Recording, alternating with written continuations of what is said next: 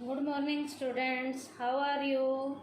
Today's topic is impact of changes in government policy on business and industry.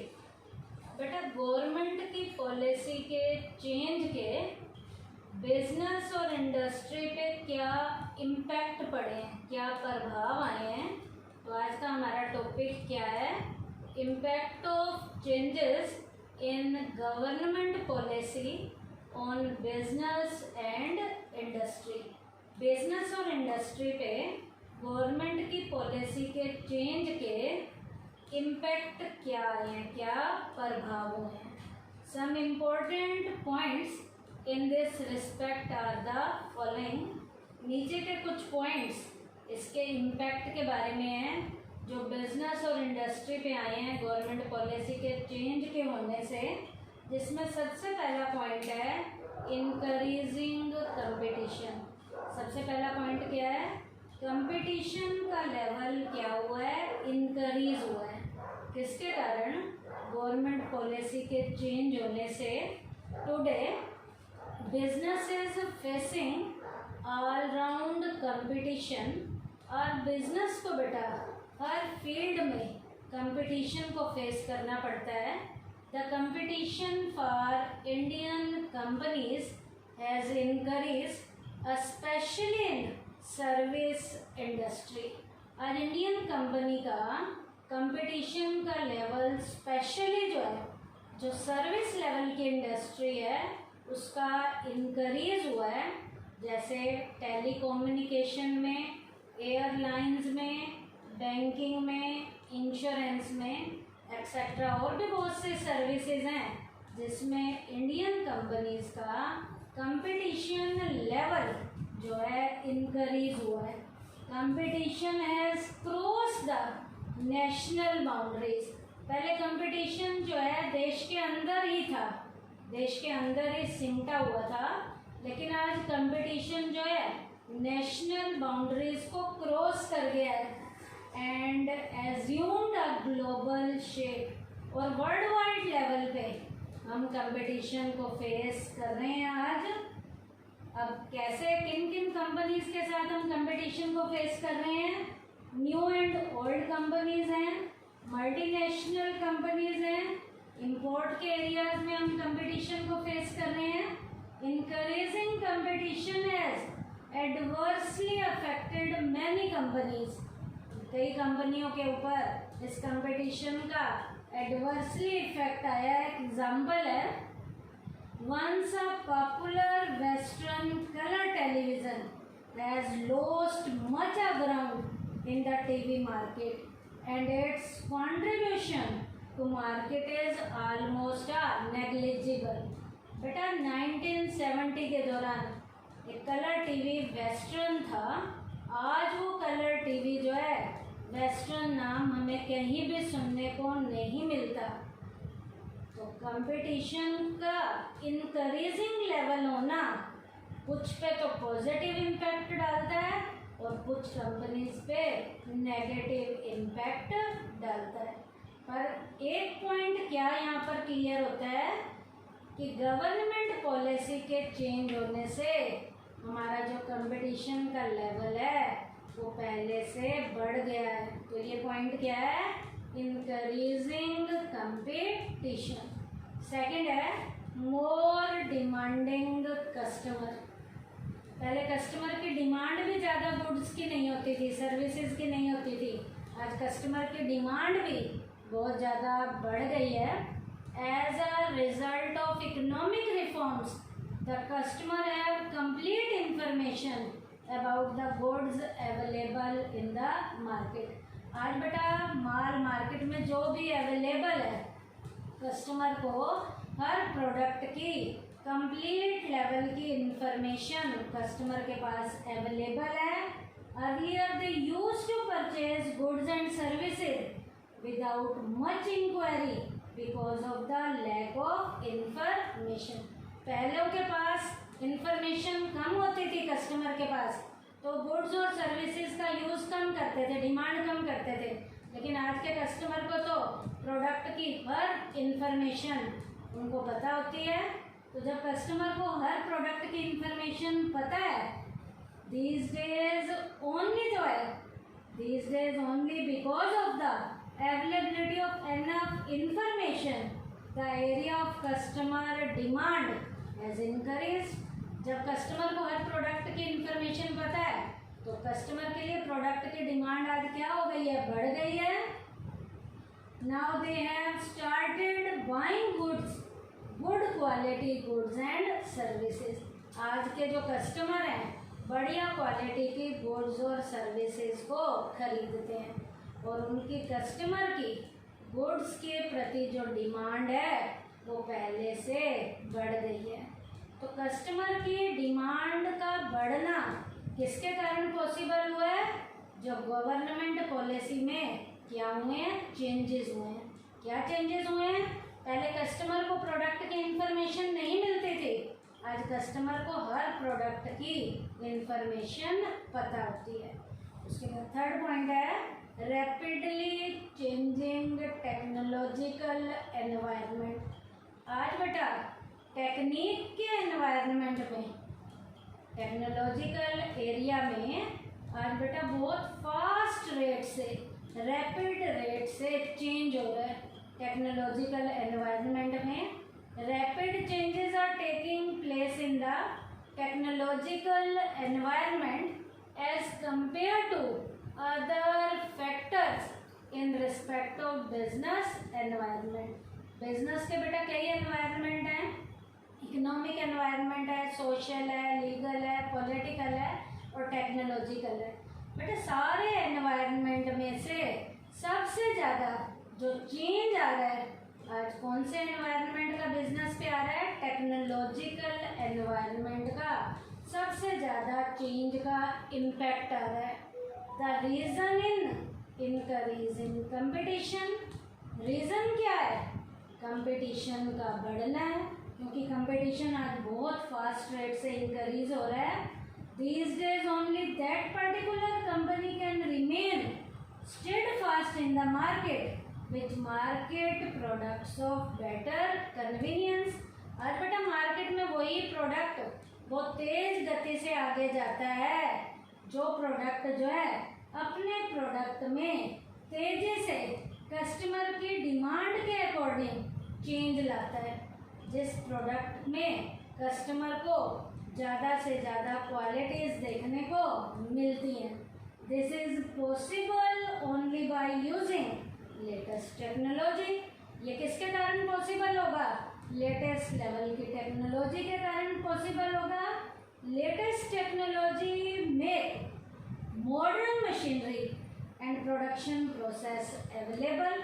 इसका मतलब उस माल को बनाने में लेटेस्ट टेक्निक का यूज़ किया जाएगा ताकि प्रोडक्ट की अलग अलग वैरायटी कस्टमर के पास अवेलेबल हो सके। Big firms are grappling with the environment but for the smaller firms it is an alarm bell. बड़ी बड़ी कंपनियां तो अपने प्रोडक्ट में टेक्निक के अकॉर्डिंग चेंज ला रही हैं और वो आगे बढ़ रही हैं, लेकिन जो छोटी कंपनीज जो अपने प्रोडक्ट में टेक्निकल लेवल का चेंज नहीं ला रही, उनके लिए अलार्म बेल है कि सुधर जाओ और अपने प्रोडक्ट में नई टेक्नोलॉजी का यूज़ करना शुरू कर दो, तभी तुम्हारा प्रोडक्ट बिक पाएगा। नहीं तो वो मार्केट में कंपटीशन से क्या हो जाएगा? आउट हो जाएगा।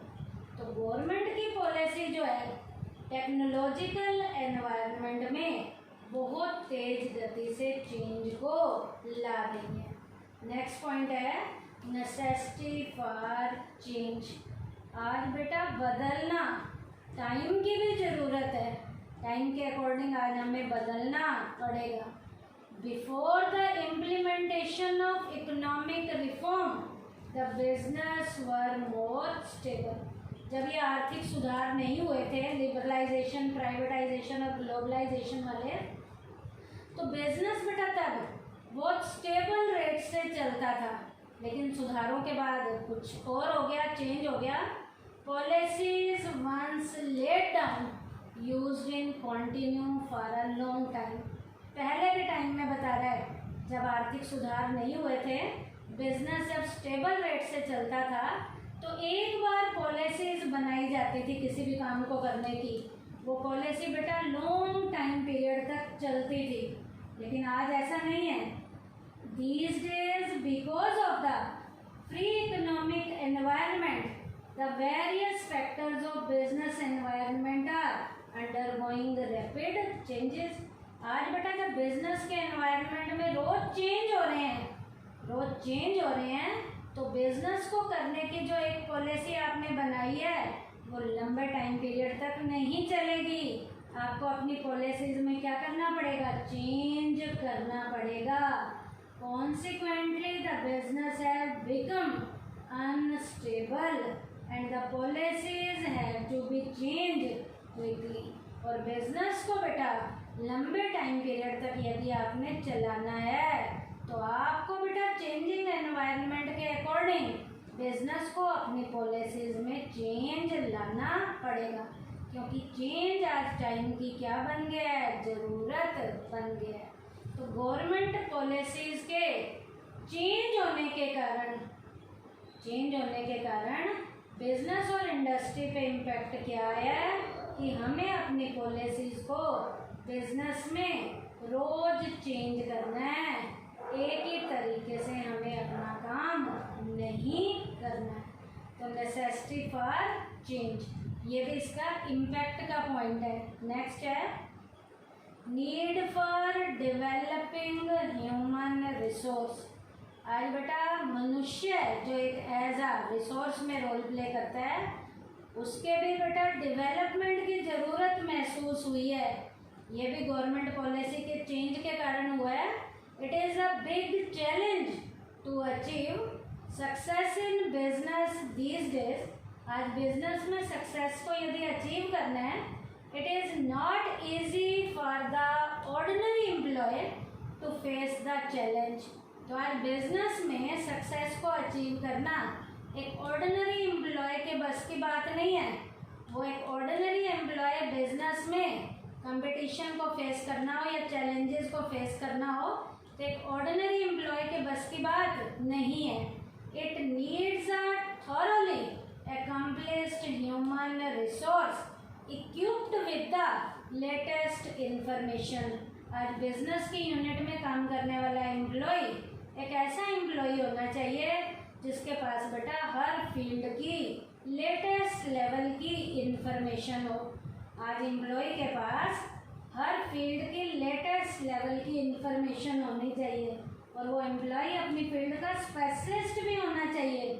There has been a shortage of trained human resource in India। India में बेटा ट्रेंड ह्यूमन रिसोर्स की काफ़ी शॉर्टेज चल रही है। That is the reason that their demand is now rapidly increasing। आज ह्यूमन रिसोर्स जो अपनी फील्ड का स्पेशलिस्ट है, आज धीरे धीरे उसकी डिमांड जो है इंक्रीज होने लग गई है। तो ह्यूमन रिसोर्स की डिमांड आज जो अपनी फील्ड का एफिशिएंट है, ट्रेंड है, उसकी डिमांड जो इंक्रीज होनी शुरू हुई है, वो भी किसके कारण हुई है? गवर्नमेंट पॉलिसीज में जो रोज चेंज हो रहा है। क्योंकि एक ऑर्डिनरी एम्प्लॉय बिजनेस के सारे चैलेंजेस को फेस नहीं कर सकता। तो एम्प्लॉय का ऑलराउंडर होना ज़रूरी है, एम्प्लॉय का ट्रेंड होना ज़रूरी है, एम्प्लॉय के पास स्पेशल फील्ड की नॉलेज का होना ज़रूरी है। उसके बाद है नेक्स्ट पॉइंट मार्केट ओरिएंटेशन।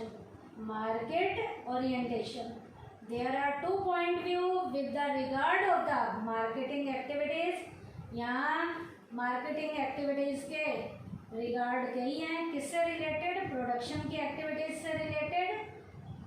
पहला जो है प्रोडक्शन ओरिएंटेड है, दूसरा है मार्केट ओरिएंटेड। इसका मतलब मार्केटिंग के रिगार्ड में यहाँ 2 कॉन्सेप्ट हैं। यहाँ 2 कॉन्सेप्ट हैं, एक है प्रोडक्शन ओरिएंटेड कॉन्सेप्ट और एक है मार्केट ओरिएंटेड कॉन्सेप्ट। बेटा आप सबको पता चल रहा है प्रोडक्शन ओरिएंटेड क्या होगा? According to production oriented view point, first the goods are manufactured and the market is visited for making the marketing manufactured goods. Production में क्या किया जाता है, पहले माल को बनाया जाता है, फिर माल की मार्केट ढूंढी जाती है। लेकिन मार्केट ओरिएंटेड में क्या होता है बेटा, on the other hand, market oriented view point, first of all market is served, यहाँ पहले मार्केट का सर्वे किया जाता है and then production is undertaken, बाद में प्रोडक्शन का काम किया जाता है। फिर से सुन लीजिए बेटा, यहाँ बेटा मार्केट के एक्टिविटीज़ के दो व्यू पॉइंट हैं, एक है प्रोडक्शन ओरिएंटेड और दूसरा है मार्केट ओरिएंटेड। प्रोडक्शन में पहले माल बनाया जाता है, फिर माल को बेचा जाता है, लेकिन मार्केट ओरिएंटेड में पहले मार्केट का सर्वे किया जाता है और उसके अकॉर्डिंग माल बनाया जाता है।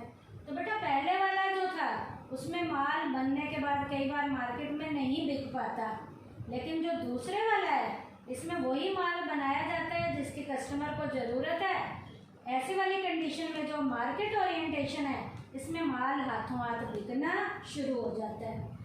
तो now the thinking has change, it is now accepted the production should cater to the demand और टेस्ट ऑफ द कस्टमर। अब बेटा व्यू चेंज हो गया है, पहले माल बना लिया जाता था फिर बेचा जाता था, वो माल नहीं बिकता था, लेकिन आज व्यू पॉइंट चेंज हो गया है, कस्टमर की डिमांड के अकॉर्डिंग माल बनाया जाता है। तो पहले मार्केट का सर्वे किया जाता है फिर माल बनाया जाता है, ताकि माल जो भी मार्केट में आए वो किसके अकॉर्डिंग हो, कस्टमर के प्रेफरेंस के अकॉर्डिंग, टेस्ट के अकॉर्डिंग।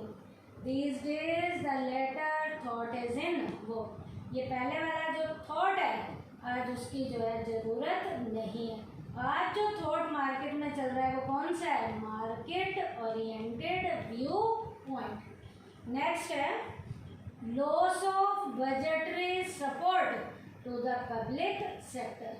बेटा गवर्नमेंट पॉलिसी के चेंज होने से जो पब्लिक सेक्टर का घाटा बढ़ रहा था, अब उस घाटे को प्रॉफिट में कवर करने की कोशिश की जा रही है, उसके घाटे को प्रॉफिट में कन्वर्ट किया जा रहा है। As a result of economic reform the importance of public sector has decline. बेटा पब्लिक सेक्टर की इम्पोर्टेंस आज कम हो गई है, आज इम्पोर्टेंस किन्हें दी जा रही है, प्राइवेट सेक्टर को दी जा रही है। This is evident in the reduction of budgetary support by the government to the public sector enterprises. इसका मतलब पब्लिक सेक्टर की एंटरप्राइजेज जो घाटे में चल रही थी उन यूनिट को किन्हें दे दिया गया है, प्राइवेट एंटरप्रेन्योर को प्राइवेटाइजेशन के अकॉर्डिंग दे दिया गया है। अब प्राइवेट सेक्टर के एंटरप्राइजेज उस यूनिट के लॉस को धीरे धीरे से प्रॉफिट में क्या करेंगे, कन्वर्ट करना शुरू करेंगे, और पब्लिक सेक्टर का जो बजट डगमगा रहा था, जो घाटे में जा रहा था, धीरे धीरे से वो प्रॉफिट में आना शुरू हो जाएगा। अब जब प्रॉफिट में आना शुरू होगा तो ये किसके कारण पॉसिबल हुआ है, प्राइवेटाइजेशन के कारण जो है ये पॉसिबल हुआ है। तो ये पॉइंट क्या था, loss of budgetary support to the public sector. Public sector के घाटे को धीरे धीरे से प्राइवेटाइजेशन के कारण प्रॉफिट में क्या किया जा रहा है, कन्वर्ट किया जा रहा है। क्यों, these days the public sector enterprises have clearly understood that in order to make their development possible and to remain alive for a long time they shall have to create their own resources। अब वो अपने खुद के resources बनाने शुरू कर रहे हैं ताकि उनके घाटे को प्रॉफिट में कवर किया जा सके। अब लास्ट में हम कंक्लूजन भी देंगे कि इसका कंक्लूजन क्या है गवर्नमेंट पॉलिसी के चेंज का। In conclusion it can be observe that economic reforms have influenced the Indian business and industry in a positive way. अब गवर्नमेंट की पॉलिसी के चेंज ने इंडियन बिजनेस पर और इंडस्ट्री पे ज़्यादातर पॉजिटिव लेवल का इम्पैक्ट डाला है। Challenges emerging out of these reforms have been faced. जो भी चैलेंज आ रहे हैं हमारे सामने उन चैलेंजेस को हम बढ़िया तरीके से फेस कर रहे हैं। The Indian market has become customer oriented and customer friendly technique. और इंडियन इकोनॉमी जो है कस्टमर ओरिएंटेड है, कस्टमर फ्रेंडली टेक्निक बनती जा रही है। Are being used in better relation with the customer, क्योंकि उसके कस्टमर के साथ आज रिलेशन कैसे होते जा रहे हैं, बेटर वाले होते जा रहे हैं। तो आज बेटा कस्टमर ओरिएंटेड जो टेक्निक है, कस्टमर फ्रेंडली टेक्निक को अपनाया जा रहा है। तो ये बेटा सारा का सारा पॉजिटिव इम्पैक्ट जो है इंडियन इकोनॉमी पे हुआ है इस गवर्नमेंट पॉलिसी के चेंज का। तो पॉइंट मैं दोबारा से बता देती हूँ इम्पैक्ट के क्या क्या थे। इंक्रीजिंग कंपटीशन है, मोर डिमांडिंग कस्टमर है, रैपिडली चेंजिंग टेक्नोलॉजिकल एनवायरनमेंट है, नेसेसिटी फॉर चेंज है, need for developing human resource है, मार्केट ओरिएंटेशन है, loss of budgetary support to the public sector. Thank you बेटा।